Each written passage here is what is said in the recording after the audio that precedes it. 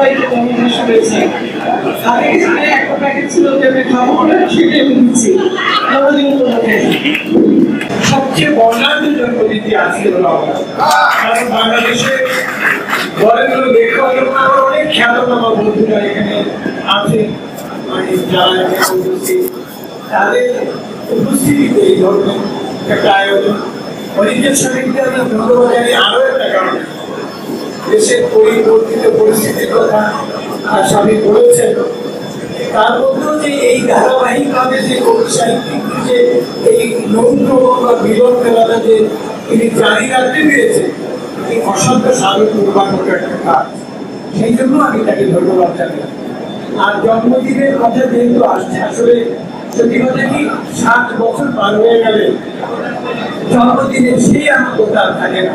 আমার 50তম জন্মদিনে বাংলাদেশের লিজেন্ডরা সবাই ছিলেন, শামসুর রহমান, আল মাহমুদ, কবির চৌধুরী, আলাউদ্দিন আল আজাদ, ইনক্লুড আমাদের কথাশিল্পী নাসির জাহান। রাশিয়ান সাংস্কৃতিক কেন্দ্রে লোক ধরবার জায়গা ছিল না, সেই আনন্দ আমি যত পেয়েছি। এরপরে অনেক জন্মদিন যায়, সমগ্র আমার জন্মদিন করেছে যখন সেখানে কাজ করেছি, কিন্তু আনন্দটা সত্যি সত্যি মানে এমন একটা মহৎ কাজ করে যে এক একটি জন্মদিনে এক একটা স্টেপ একটা সিঁড়ি পার হচ্ছে, মৃত্যুর দিকে চলে যাচ্ছে। কারণ আয়ু তো নির্ধারিত প্রত্যেকেরই, তিনি বিখ্যাত লোক হোক অখ্যাত হোক সুতরাং সেই জায়গায় তাইলে আমাদের এই জন্মদিন আসলে এক ধরনের বিষণ্ণতা কাজ করে। তারপরেও আপনারা যে এত উচ্ছ্বাসের সঙ্গে আমার জন্মদিন যাপন করবেন, নিজের কৃতজ্ঞতা জানাই, দোয়া করবেন যতদিন বেঁচে থাকি যেন লেখার মতো সুস্থতা থাকে, হাঁটাচলা করতে পারি না পারি সেটাই, তো ব্রেনটা যেন থাকে, চোখ দুটা যেন থাকে, লিখতে পারি। এই শুভকামনা আমার জন্য করবেন আপনাদের সবাইকে অনেক অনেক। আমাদের এই আয়োজনকে রঙিন করে তুলেছেন এবং বাকি যে 2-3 দিন আমরা কাটাবো, এই দিনগুলোকে আপনারা আপনাদের অন্তর দিয়ে, আনন্দ দিয়ে, ফুর্তি দিয়ে, ভালোবাসা দিয়ে, যৌথতা দিয়ে, মমত্ব দিয়ে রঙিন করে তুলবেন, মনে রাখার মতো স্মৃতি করে তুলবেন, ধরে রাখার মতো অনেক কিছু জমা হবে আমাদের মধ্যে। আগামী বছর যদি আবার আমরা এরকম অনুষ্ঠান করতে পারি, তার আগদিন পর্যন্ত আমরা সেগুলোকে স্মরণ করবো। আমরা যে স্মরণ করি তার প্রমাণ কিন্তু বিগত বছরগুলোতে রয়ে গেছে। আপনারা হয়তো অনেকেই জেনে গেছেন যে কেমন একটা সময়ের মধ্যে আমরা আছি, যে সময়টা রচনা করতে গিয়ে আমাদের মধ্যে যে উদ্দীপনা জাগিয়েছিল আমাদের তরুণ ছাত্র সমাজ, একই সঙ্গে আমি বলবো সেই উদ্দীপনার সঙ্গে অনেকগুলো এমন বিষয় যুক্ত হয়েছে যে আমরা এখন অনেকটা বিধানিত বিপর্যস্ত বলতে পারি। তেমন একটি বিপর্যয় আমরা এবার পড়েছি, সবাই জানেন না, কেউ কেউ হয়তো জানেন, যে কারণে আমাদের 2 ঘন্টা এই লঞ্চ ঘাটে অপেক্ষা করতে হয়েছিল। সাংঘাতিক একটা আতঙ্ক নিয়ে যে আমরা কি আদৌ এই যাত্রার অনুমতি পাবো। যাই হোক, আমাদের মধ্যমণি স্বামীবাদক স্বামী আছেন এবং আমি নাম বলতে চাই না, আরো এমন কেউ কেউ আছেন যাদের প্রচেষ্টায় শেষ পর্যন্ত আমরা রওনা দিতে পারছি। একটা হাসপাতালে আমরা এগোতে চাই, এগিয়ে যেতে চাই, যে কোনো কিছুর ভেতর থেকেই এগিয়ে যেতে চাই। এই যে লেখক, শিল্পী, এই যে তরুণ এবং প্রবীণ অনেকেই আছেন এখানে, আমিও প্রায় প্রবীণের প্রজেক্ট করে গেছি। এখন আমরা আমাদের চলার পথটাকে কখনোই বন্ধুর মনে করিনি বলে আজ আসতে পেরেছি। এবং এই যে আয়োজন প্রতি বছর হচ্ছে এবং প্রতি বছরই কিন্তু একটা ফলোয়ার বৃদ্ধি পাচ্ছে। এবছর নানা রকম বিপর্যয়ের মধ্যেও আমরা যে আয়োজনটি করতে পেরেছি, ধরে রাখতে পেরেছি, তার পিছনে আপনাদের অবদান অসামান্য। আপনাদের আগ্রহ উদ্দীপনা না পেলে, আপনাদের কাছ থেকে সাড়া না পেলে এই কাজটুকু হয়তো সম্ভব হতো না। আমি কথা বেশি বাড়াবো না, আপনাদের সকলের প্রতি অনুরোধ থাকবে আমরা এমন কোনো বিবাদে জড়াবো না যেটাকে কেন্দ্র করে আমাদের মধ্যে উত্তেজনা তৈরি করে। যে পুরস্কার বাংলাদেশের সব পুরস্কারই কেনা যায়, এমনকি এই যে পুরস্কার কেনা যায়। হ্যাঁ, কাজে বলতেছি অসংখ্য ভাই, আপনারাও চাইলে পুরস্কার কিনে নিতে পারেন, যাদের পুরস্কার নিতে ইচ্ছে করে, কারণ আমি যেহেতু কোনো পুরস্কার পাই না, ফলে এখন থেকে পুরস্কার এইভাবে কিনেই নেবো ভাবছি। 21 পদক হোক, স্বাধীনতা পদক হোক, রাষ্ট্রীয় পদক হোক, সব পদকে কিনে ফেলবো। এমনকি হুমায়ুন কবির ঢালি যদি কোনো পুরস্কার দেয় সেটাও কিনে ফেলবো ইনশাআল্লাহ। ধন্যবাদ সবাইকে। অনেক ধন্যবাদ। সবসময় সুন্দর করে বলেন, আমরা ভীষণ বিঘ্ন হলাম। আমরা আসলে ইচ্ছে করছি যে আমরা সবার থেকেই শুনি, কিন্তু আমরা সময় সম্পদার কারণে এবং এই অনুষ্ঠানে আপনারা জানেন যে সারা দেশ থেকে অনেক শিল্পীরা আমাদের সাথে যুক্ত হয়েছেন, তারা গান করবেন, ফলে আমরা সবাইকে ডাকতে পারছি না। তবে সবার জন্য অংশগ্রহণটা থাকে, এই কারণে আমরা নারীদের থেকে, আমরা সব নারী বলি নারী, আমাদের সকলেরই অনেক প্রিয় সাহিত্যিক নাসরিন জাহান আপনাকে নির্বাচিত করছি আমাদের কিছু বলার জন্য। এই ফিকশনে করে তোলার চেষ্টা করি। শামীম যখন 50 বছর বয়সে পৌঁছায়, তার সুবর্ণ জয়ন্তীর বছর, সে বছর সে প্রথম এই স্টিমার ভ্রমণ বা লঞ্চ ভ্রমণ যাই বলি না কেন তার আয়োজন করে। এক লঞ্চ ভর্তি একদল কবি, লেখক, শিল্পীকে নিয়ে সে ভেসেছিল পদ্মা এবং মেঘনায়। আমি লিখেছিলাম 14 পর্বের একটি দীর্ঘ বর্ণনা, এক রাতের বর্ণনা, 14 পর্ব, প্রায় কত শব্দ, বোধ হয় 9000 শব্দ, এবং সেটা লোক পত্রিকায় ছাপাও হয়েছে, লোকের সরকার এই সম্মেলনও আছে। এর পরের বারে আমরা গিয়েছিলাম মনপুরাতে, সে তার নোটও আমি নিয়েছি, কিন্তু সে বছর শামীম আমাকে কোনো ভালো রুম টুম দেয়নি, তাই আমি রাগ করে লিখিনি। মানে ওই লেখাটা আছে, শুকনো অবস্থা আছে, লিখবো। তবে এবার আমি কিন্তু লিখবো, সত্যি সত্যি লিখবো, এবং এ হচ্ছে আনন্দ সবাইকে ধরে রাখা, এ হচ্ছে এক ধরনের ডকুমেন্টেশন, যে আমাদের কালকে ধরে রাখা, যে কারা ছিল, কারা মিলিত হতো এবং কি ডিসকোর্স ছিল তাদের, সবকিছুই চলে আসে। তো অনেক অনেক ধন্যবাদ, ভালো লাগছে, অনেক ভালো লাগছে। ফকির জসি, আমি আসলে বক্তব্য দিতে অভ্যস্ত না, তো সবার সাথে সংযোগ হতে পেরে খুবই আনন্দিত। আশা করি সবাই মিলে উপভোগ করবো আমাদের লেখক শিল্পী সম্মেলন 2024। সকলের সুস্বাস্থ্য এবং দীর্ঘায়ু কামনা করছি। ধন্যবাদ সবাইকে, সবাই ভালো থাকবেন। যারা এখানে এসেছেন, আমরা জানি যে আমাদের একটি খারাপ সময় যাচ্ছে দেশে সবকিছু মিলিয়ে। তো তার মধ্যে এই আয়োজন আসলে আরো একটু বিড়ম্বনা ছিল সবার জন্য। তারপরে যেহেতু প্রতি বছর হয়ে আসছে এই আয়োজনটি, এবার না হলেও অন্যরকম দেখাতো। সেই জায়গা থেকে আপনারা যারা কষ্ট করে এই আয়োজনে যুক্ত হয়েছেন, সকলের প্রতি ধন্যবাদ এবং কৃতজ্ঞতা জানাচ্ছি। অনেক ধন্যবাদ। আমরা মনে হয় যাত্রা শুরুতে অনেক বেশি জমে গেছি। যাত্রা শুরু হতে আমরা একটু সবাই একটু জোরে করবার, কিন্তু আয়োজনকে ধন্যবাদ।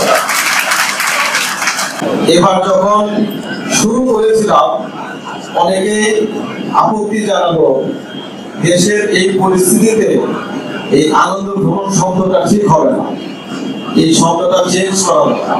এটা আমরা নিজেদের মধ্যে আলোচনা করছি, এবং আমাদের কিছু বিজ্ঞাপন এবং স্পন্সর জোগাড় করতে হয়। বিজ্ঞাপন এবং স্পন্সরের জন্য যদি লেখক আনন্দ ভ্রমণ নামে আমরা প্রস্তাব করি, তারা তখন বলবে দেশের এই অবস্থায় মধ্যে আপনারা আনন্দ করতে চাচ্ছেন, কোনো টাকাই দিব না। এই জন্য বিভিন্ন কারণে আমার নাম চেঞ্জ করে লেখক শিল্পী সম্মেলন আয়োজন করেছি। আমাদের এখন এই যে পদ্ধতি চলছে, এই পর্বটি কিন্তু আমাদের ভ্রমণ সূচিতে আছে পরিচয় পর্ব। আয়োজকের পক্ষ থেকে আমি সবার কাছে ক্ষমা চেয়ে নিচ্ছি যে এখানে আমরা 281 জন অংশগ্রহণ করেছি। 281 জন আমরা এখানে অংশগ্রহণ করেছি। 281 জনের পরিচয় দিতে গেলে রাত 12টা বেজে যাবে, যে কারণে প্রতিনিধিত্ব হিসেবে কয়েকজনকে এখানে ডাকার জন্য শুভেচ্ছা বক্তব্য দেওয়া হয়েছে। সবাই পরিচয় দিতে পারলেন না বলে বা দিতে আপনাদের পরিচয় দিতে পারলাম না বলে আমি ক্ষমা প্রার্থী। তবে আমাদের এই ভ্রমণ উপলক্ষে যে সংকলনটি প্রকাশিত হয়েছে সেই সংকলনে সবার নাম ঠিকানা পরিচিতি রয়েছে, সেখান থেকে আপনারা পরিচয় এবং ফোন নাম্বার রয়েছে, আপনারা ফোন করে একে অপরের সাথে পরিচিত হয়ে নিন। এই জন্য ক্ষমা চাচ্ছি যে সবাইকে পরিচয় করে দিতে পারলাম। প্রথম এইটা।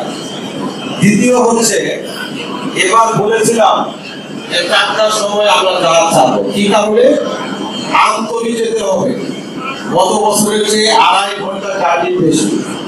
আমরা যদি সকাল 9টা-10টায় আমতলীতে পৌঁছি, ধরেন 9টায় পৌঁছলাম, 9টা থেকে 1.5 ঘন্টা লাগবে কুয়াকাটা থেকে, 10:30, 11টা, তাহলে আমরা কুয়াকাটা কিছুই দেখতে পারবো না। কারণ সন্ধ্যার সময় আমরা সূর্যাস্ত দেখে আমাদেরকে আবার জাহাজে ব্যাক করতে হবে।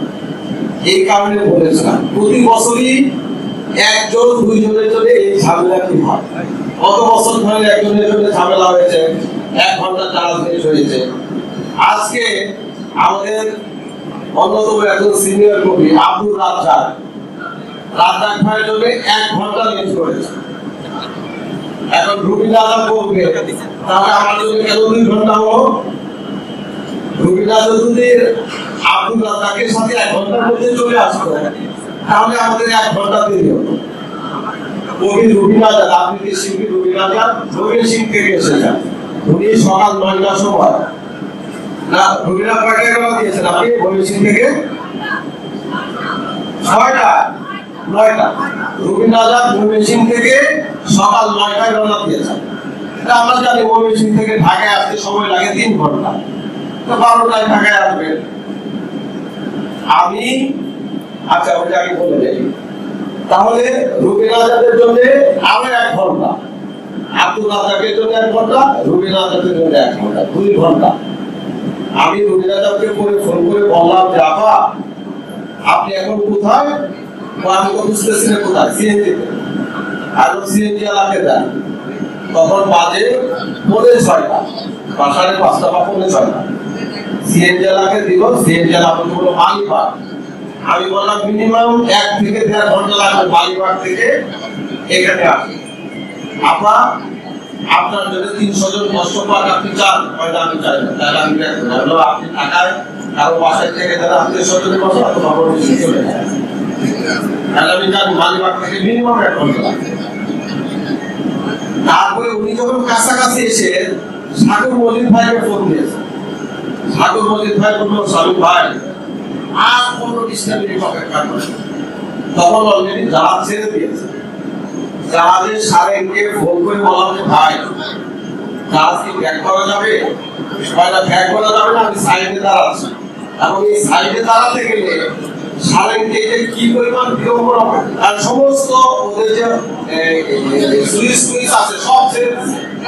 এগুলো থেকে অফ করতে লাগে, এগুলো কারিগরি বিষয়, টেকনিক্যাল বিষয়।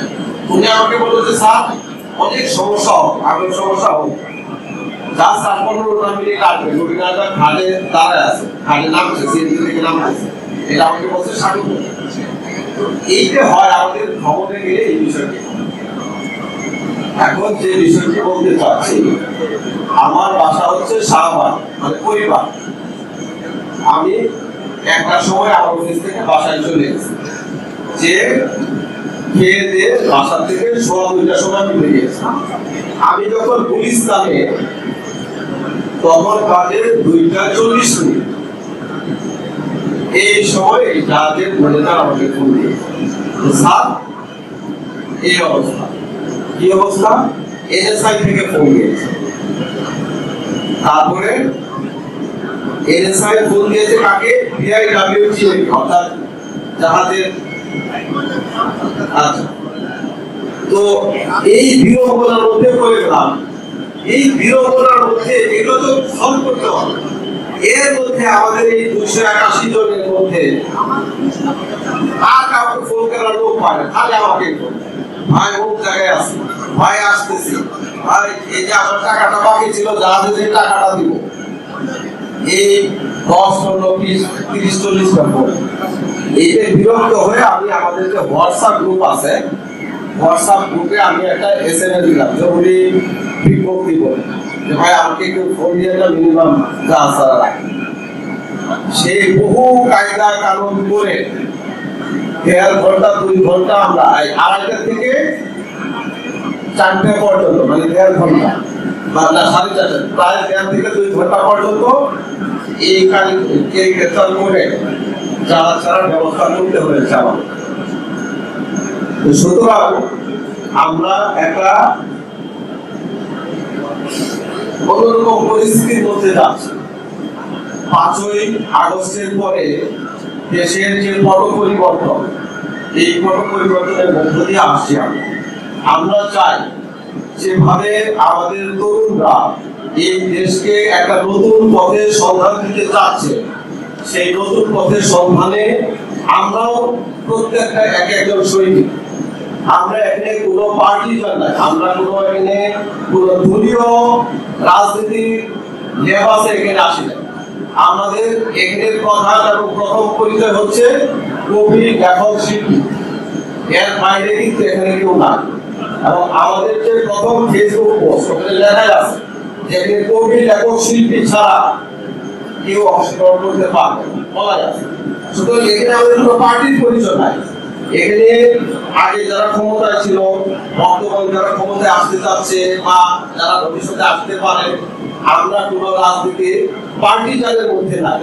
হ্যাঁ, প্রত্যেক লেখকই একজন সচেতন নাগরিক, প্রত্যেক লেখকেরই একটি রাজনৈতিক চিন্তা, রাজনৈতিক দর্শন, রাজনৈতিক বিশ্বাস রয়েছে, সেটা যার যার নিজস্ব বিষয়। কিন্তু আমাদের এই যে লেখক আনন্দ ভ্রমণ, এইটার সাথে এই পার্টিজান রাজনীতির কোনো সম্পর্ক নেই।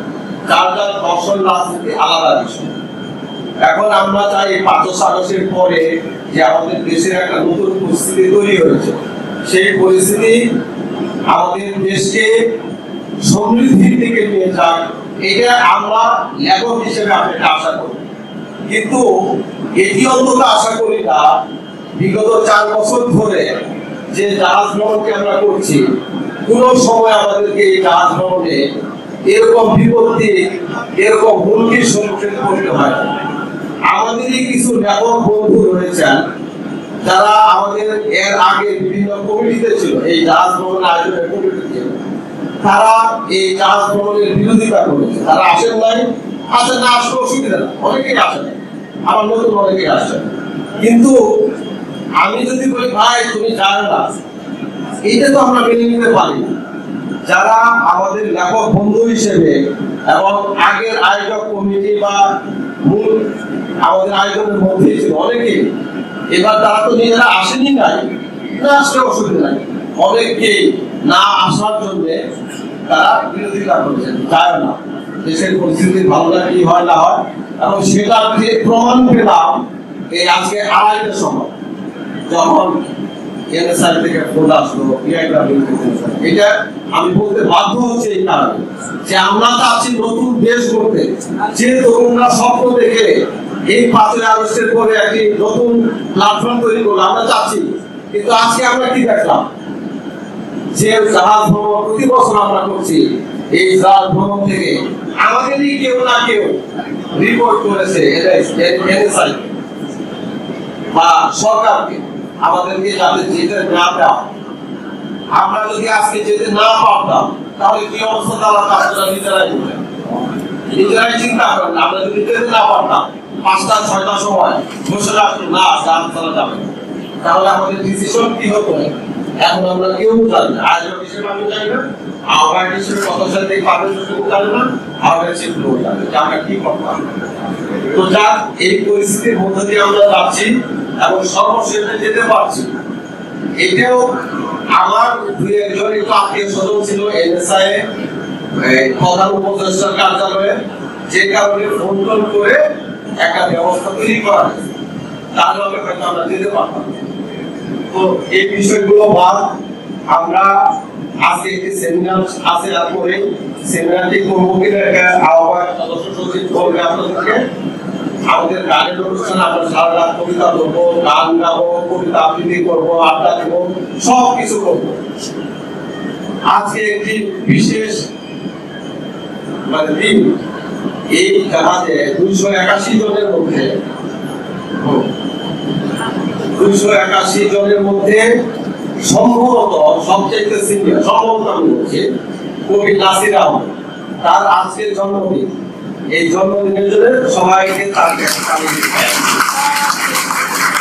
আমি বলছি সম্ভবত তার যে সিনিয়র কেউ আছে কিনা আচ্ছা, সেটা আমরা এরপরে 2 মিনিটে পালন করবো। তার আগে যে বিষয়টি বলতে চাচ্ছি, আমাদের প্রত্যেক আয়োজনে আমাদের ঘনিষ্ঠ একজন বন্ধু, কবি এবং জ্যোতির্বিদ রানা নাগ, আপনারা অনেকেই চিনেন, অনেকেই হয়তো চেনেন না।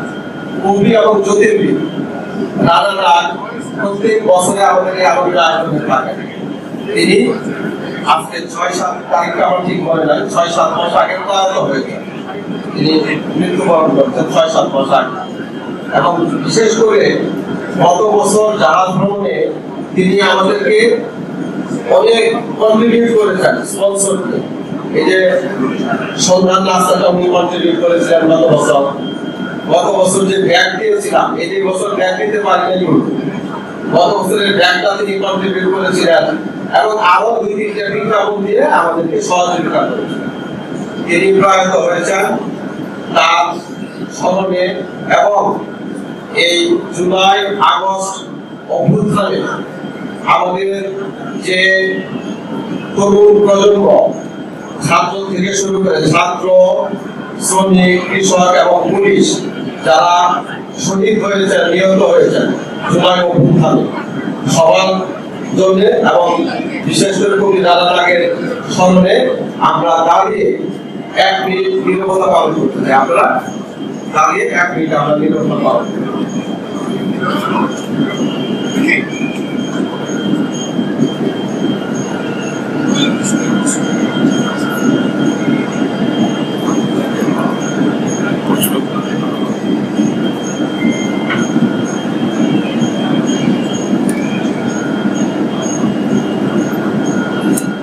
ধন্যবাদ। এবার আমার বক্তব্য শেষ। আমরা যার জন্মদিন এখন পালন করবো